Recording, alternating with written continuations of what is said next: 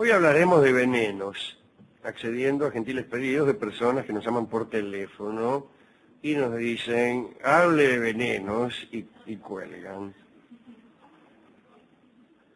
Dice nuestro cronista que las mejores historias de envenenados pertenecen a la literatura. Yo agregaría que también las peores, naturalmente. Ahí están toda historia pertenece de algún modo a la literatura. Ahí están las obras de Shakespeare, dice nuestro cronista, o por ejemplo, aquellas que trataron y novelaron los tiempos de los Borgia, que son un verdadero paradigma en lo que a envenenadores se refiere. Mucho de lo que se contó acerca de un personaje histórico como Lucrecia Borgia, en cuanto a la cantarella, aquel famoso veneno que era exclusivo de la familia y cuya fórmula guardaban con gran cuidado, en realidad fueron invenciones de Víctor Hugo y también del libretista Felice Romani, que sabe usted era el que trabajaba junto a Donizetti. En realidad Romani y Donizetti tuvieron problemas porque hicieron la ópera esta, Lucrecia Borgia, pero copiaron el drama de Víctor Hugo, incluso con los personajes inventados por Hugo. Entonces Víctor Hugo se enojó, no Víctor Hugo Morales, sino Víctor Hugo, el escritor francés. Hizo valer sus derechos, impidió que la obra se presentara en París, entonces le hicieron unos remiendos Donizetti y Romani a la obra, y Lucrecia Borgia pasó a llamarse La Rinegata, que ya no es lo mismo, ciertamente. Pero no importa, vamos a asuntos de venenos verdaderos, por más que Lucrecia Borgia ciertamente ha sido un personaje verdadero. Hablamos mucho aquí de ella, de su hermano Césare, del otro que apareció muerto ahí, que lo tiraron al Tíber, Juan, que era el preferido del papá de todos, el Papa Alejandro, ¿no? Alejandro, que estaba casado con una señora, tenía hijos con la Vanosa, ¿no? Bueno, no importa, pero de eso ya hablamos. Ya hemos hablado muchas veces de los venenos de los Borgia. Así que hablaremos de otro. Tampoco hablaremos de Madame de Montespan, que además de filtros amorosos para Luis XIV, preparaba terribles venenos para las muchachas que osaban disputarle el favoritismo del rey. Eso ya no está tan de moda, envenenar a las personas que le disputan a uno el amor de alguien. En realidad, no sé qué se hace ahora, pero la Montespan directamente, cada vez que aparecía alguien ¿Una rival? Claro, una rival en la vecindad de Luis XIV, redondamente la envenenaba. También estaba la marquesa de Brinvilliers, que era probablemente una envenenadora bastante más exitosa que Montespan. Pero empecemos por los emperadores romanos. Muchos usaron venenos, no siempre como brebajes. Por ejemplo, Calígula disfrutaba haber descubierto un veneno que provocaba la muerte con el solo hecho de ponerlo sobre la piel de la víctima. No era necesario que la víctima ingiriera el veneno.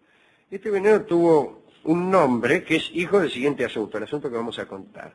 Calígula consideraba que las luchas en el circo no eran lo suficientemente crueles.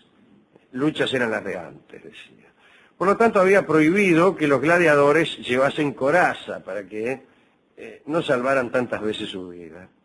Un día un gladiador llamado Columbus ganó un combate, fue a presentar sus honores a Calígula. En verdad el luchador había sido herido levemente y Calígula, por toda felicitación, probó su veneno.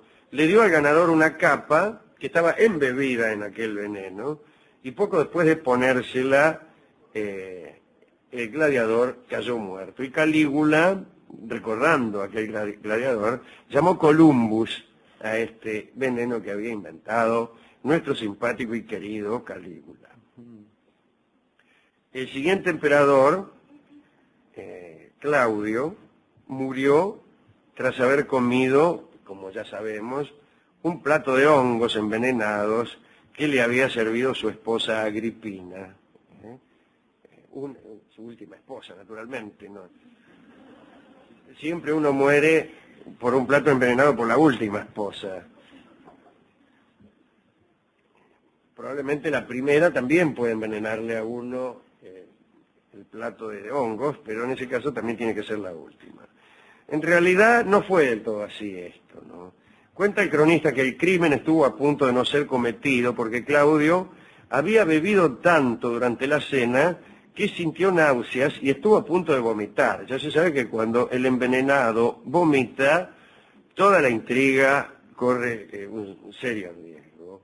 De modo que el buen envenenador debe cuidar que su víctima no sienta deseos de vomitar, entonces no debe administrarle demasiada bebida ni hablarle de cosas chanchas, como hacen los chicos que te hacen vomitar hablándote de lombrices y cosas así.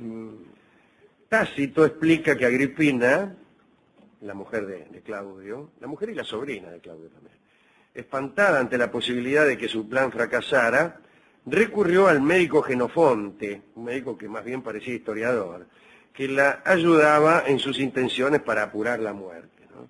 Y el médico lo fue a atender a Claudio. Claudio lo llamó, dice, doctor, dice, bueno, y dice, ahora lo voy a ayudar a vomitar, le dijo el médico. Y lo que hizo fue introducir en la garganta del emperador una pluma, pero esta pluma estaba impregnada en más veneno. Y Claudio no tuvo más remedio que morir, decía allí mismo. Como sabemos, a Claudio lo sucedió Nerón, y que tenía una envenenadora oficial que se llamaba Locusta. Con ese veneno lo envenenaron a Británico, al hijo del difunto Claudio, ¿no? En la corte de Nerón fueron envenenados también Burro, su preceptor. Es curioso que uno tenga un preceptor, una especie de maestro llamado Burro. También Narciso, que era un favorito del emperador, y Palas, otro favorito que había tenido la mala costumbre de enriquecerse. Y como los emperadores accedían a las herencias de los finados, era muy peligroso enriquecer. Te mataba el emperador y era tu heredero. Bueno, esto le pasó a Palas.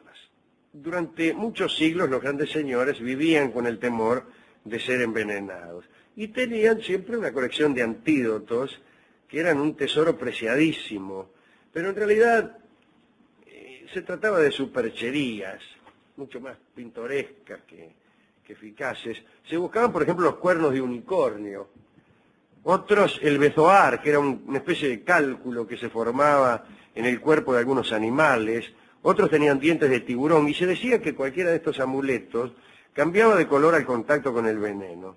Entonces ponían un diente de tiburón en la sopa, en las comidas, en las bebidas, y se esperaba la reacción. Si el diente de tiburón cambiaba de color, entonces no se tomaban la sopa. También había un antídoto, un mejunje, inventado por el médico romano Andrómaco para Nerón, que era con carne de víbora y miga de pan, con un poco de vino y miel, y que era muy útil para combatir la peste, la impotencia, y también era antídoto para cualquier veneno. Hubo también quienes envenenaban a los condenados para comprobar el efecto de los antídotos. Ahí está el célebre médico Ambroise Paré, que no era otro que el médico que atendió a Enrique II. El otro día tratamos de hacer creer a la gente que Enrique II, el rey de Francia que murió de un lanzazo en el ojo, había llamado a no sé quién desde Cádiz, creo. No me acuerdo. Pero el médico de él era Ambroise Paré, que lo mantuvo vivo un rato largo, pero después se murió, imagínense. Sacaron un lanzazo justo por el agujero del yelmo, en un torneo, nada, ni siquiera estaban en juego de manos. Una competencia. Claro, Enrique II, el marido de Catalina de Medici. Y este era el Ambroise Paré, y resultó ser que él probaba los antídotos.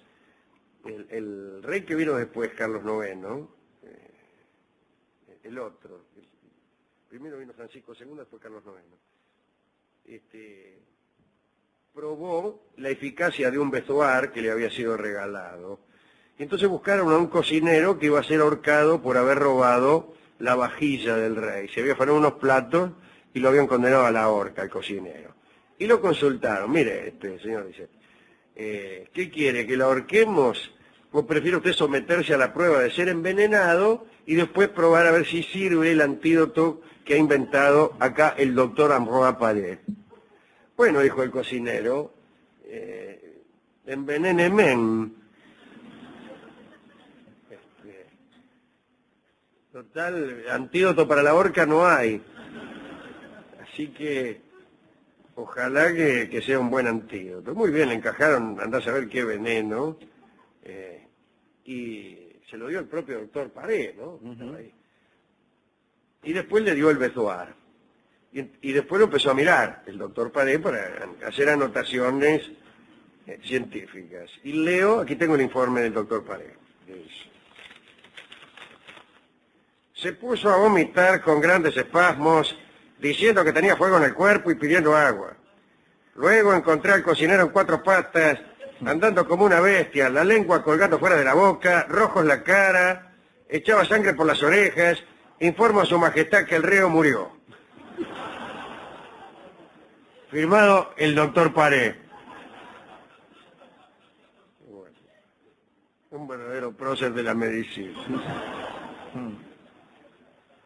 El cardenal Richelieu vivía rodeado de gatos y les hacía probar la comida y la bebida que les servían. Esperaba un tiempo prudencial, no se sabe qué tiempo sería prudencial para el cardenal Richelieu, y si las mascotas continuaban vivas, recién entonces comía él. Pero usted ya sé lo que está pensando. Por ahí él comía y morían después las mascotas. ¿Qué hacía Richelieu? Bueno, se moría él también. Cuando eso sucedía, es decir, cuando él comía y al rato los gatos que habían sido utilizados para probar la comida también morían, él moría. En esos casos, el cardenal Richelieu moría. Contemos para terminar un intento de envenenamiento que padeció Napoleón. Fue cuando era muy joven, ¿no? Era jefe de la Guardia Nacional. Y se había hecho amante de una joven de apellido Daletti. Ella estaba casada con un tal Giborni Daletti. Napoleón participaba en la casa de la muchacha con el esposo y ahí, qué sé yo, una comida, un bailongo, no sé qué. Muchas veces lo invitaba. Y el marido, el Giborni, no sabía nada de los amoríos de su esposa con Bonaparte. Ahora bien, poco después Napoleón conoció y se hizo amante de otra mujer, una mujer hermosa, y empezó a mostrarse menos comprometido con Madame Daletti. Entonces ella supuso que había una rival y decidió asesinar a Napoleón por infiel. Hay gente así que quiere que le haga. El caso es que un día Napoleón recibió un mensaje de Madame Daletti que lo invitaba a su casa. Le comunicaba además que aquella noche su marido cenaba lejos y le rogaba que fuera a reemplazarlo, en el peor de los sentidos, o en el mejor de los sentidos. Y Napoleón fue. Muy bien, llegó Napoleón, la amó y después cenó abundantemente. Dice, momento, dice, primero vamos a revolcarnos y después nos comemos unos pucheretes. Una vez que morfó, usted ya sabe cómo es la cosa, pájaro que comió voló. Sí, señor. Se volvió a su casa Napoleón y se acostó. 2 horas más tarde, che. Está bien el che ahí.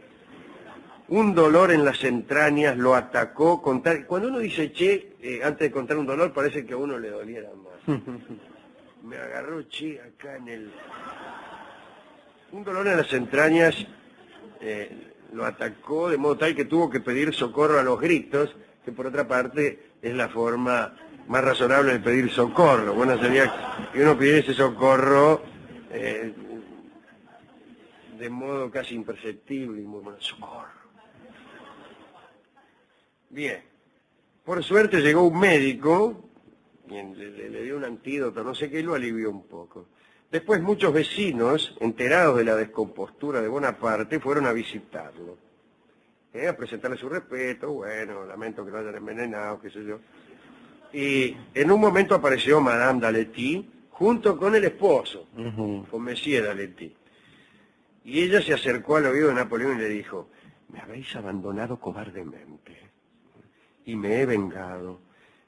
El veneno que recorre tus entrañas es lento, pero excelente.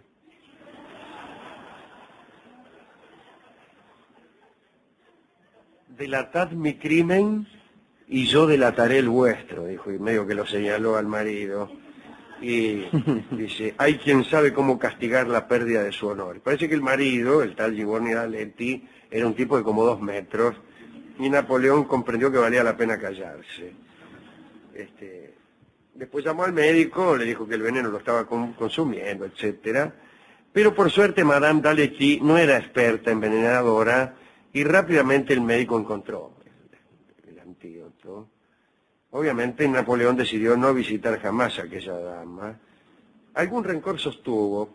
Cuenta Constant, el mayordomo de Napoleón, que escribió un libro muy divertido, que mucho después, cuando Napoleón fue emperador, había una lista de personas que tenían impedido el acceso a cualquier sector de la corte. Y entre ellas, sin explicar las razones, figuraba Madame d'Aletti. Yo quisiera contar una última historia, que es la que más me gusta, acerca de venenos y antídotos, y ustedes la conocen porque yo la he contado muchas veces, que es la de Mitrídates, el rey del Ponto, que vivía obsesionado ante el temor de ser envenenado. Entonces, ya no es que tenía antídotos, sino que seguía un procedimiento muy razonable.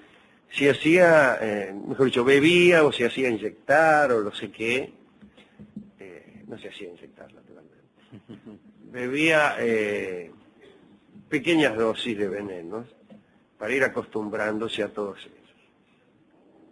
Con gran paciencia a lo largo de los años fue ingiriendo dosis minúsculas de toda clase de venenos, de todas, para ir acostumbrando su cuerpo, de modo tal que se hizo inmune a cualquier veneno. Entonces lo agarraron un día unos tipos y lo estrangularon.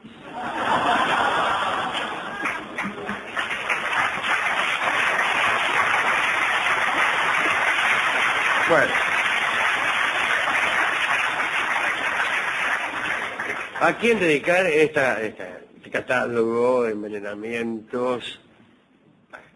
A Mitrídates, rey del Ponto, no está mal.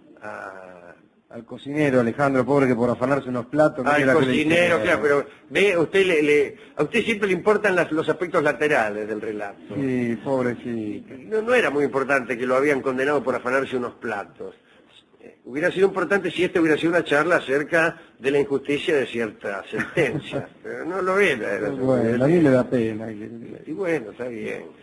Tiene razón, Rolón, al cocinero. ¿Quién más? A todos los amigos de la familia Borgia, que terminaban mal. A los maridos de Lucrecia, el primero era un tipo que se llamaba, me parece, corríjame, Giovanni Sforza, que era un tipo que claro, al padre, al Papa Alejandro, no le había gustado mucho, o querían hacer otro casorio y había que divorciarla. Entonces lo acusaron de impotencia, Giovanni Sforza, que al parecer marcaba 1.36 los 1600. Sin embargo, ahí lo acusaron al tipo y tuvo suerte, porque peor le fue a Alfonso, el segundo marido, Alfonso de Nápoles, que fue asesinado. Y después la agarraron la familia de al del otro Alfonso, Alfonso de que se lo llevó, como sabe usted, se la llevó a Lucrecia Ferrara, y ahí, lejos del Papa Alejandro, toda la parentela, la metió en una pieza, che, y la tuvo cortita, pobre Lucrecia, y la obligó a vivir una vida infeliz durante muchos años. Alfonso de Este era un miserable, preocupado únicamente por construir un cañón.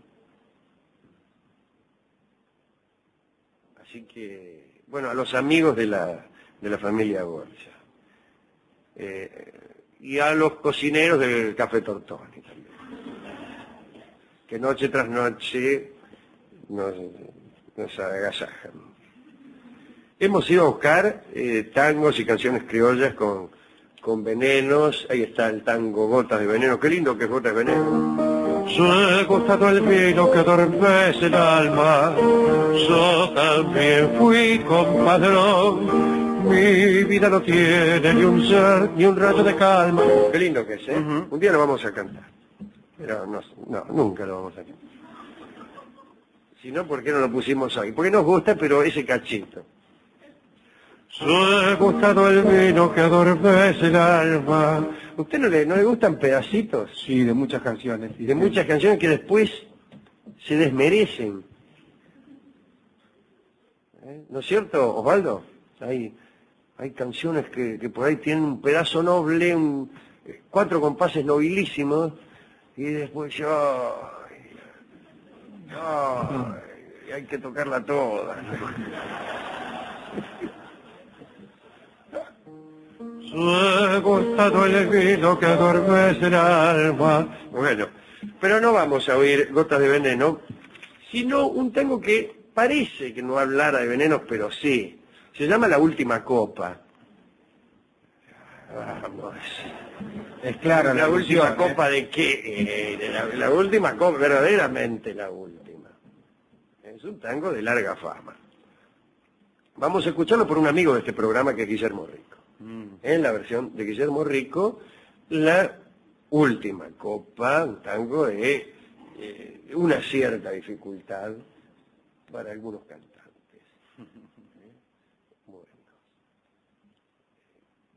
La letra parece insinuar que se tratara de la última copa de vino, la última copa de alguien que va a morir, pero no porque esa última copa esté envenenada, sino porque ya va a morir. Ya va a morir de cualquier momento, se tomó una última copa de algo, champán parece decir. Una versión todavía menos atrayente sería aquella conforme a la cual se trata de la última copa de un señor que ha prometido ser abstemio en lo sucesivo, alguien que va a dejar en la bebida. Yo voy a tomar la última copa, eso sería espantoso también. Pero en realidad la verdadera intención del autor es señalar que hay un envenenamiento aquí, un envenenamiento. ¿Quién envenenó al sujeto de enunciación de este tango? Yo creo que la mina. Porque él le dice, y si la ven, amigos, díganle.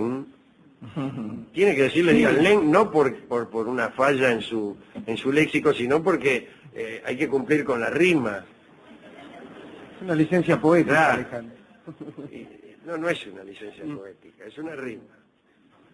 Si la ven, amigos, díganle. Y si la ve, amigo, dígale, hubiera sido mejor, pero ya entonces el hombre tendría que haber empezado a cantar el tango dirigiéndose a uno solo.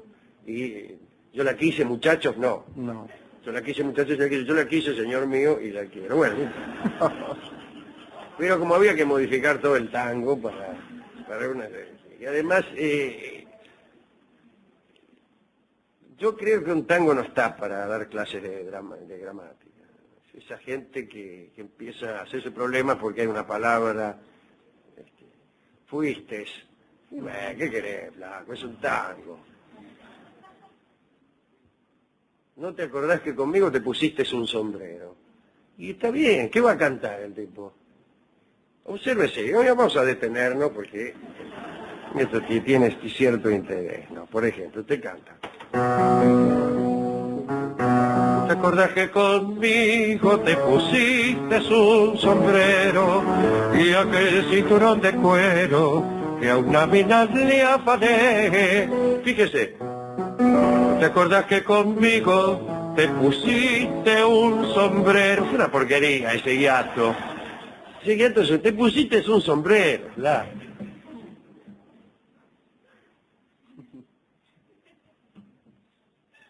Vos que fuiste el amigo, Claro, mi amor. claro. Vos que fuiste el amigo y ahí pará. Hay que bromar. Estamos escuchando tango. Así que déjenme tranquilo. Bueno, Guillermo Rico lo canta bien. La última copa, dedicado a todos los que han sido envenenados, canta Guillermo Rico.